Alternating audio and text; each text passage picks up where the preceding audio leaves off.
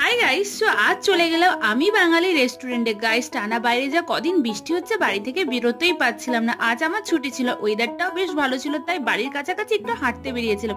আর সামনেই দেখলাম আমি বাঙালি রেস্টুরেন্ট। সো আমি বাঙালি হয়ে নিজেকে আর আটকাতে না পেরে আমিও চলে গেলাম আমি বাঙালি রেস্টুরেন্টে। আর এখানে দেখতে পাচ্ছ চারিদিকে কলকাতায় ব্রিজ, আর আমি বাঙালি। তো ভিতরে ঢুকতে এখানে ওয়াল পেন্টিং গুলো জাস্ট অসাম ছিল। তো এগুলোর জন্য এটা বেশি ফেমাস। আর এখানে ঘন্টা বাজিয়ে ডাকতে হয়। আমি একটু ঘুরে ঘুরে দেখলাম, বেশ ভালো লাগছে। তো আমরা অর্ডার করেছিলাম ভেজ থালি, কারণ দুজন মাটন খাই না, চিকেন ছিল না। তো ভেজ থালির মধ্যে এখানে অনেক রকম অনেক আইটেম ছিল, ডাল, সবজি, শুক্তো, তারপরে সালাড, পটল ভাজা, গয়না বড়ি, দেন শাক ভাজা, মিষ্টি, পায়েস আর চাটনি। বেশ টেস্টি ছিল, মোটামুটি ভালোই লাগছিল। আর এখানে বেশি আমার ভালো লেগেছে এই গয়না বড়িটা, এটা অনেক দিন পর খাচ্ছিলাম।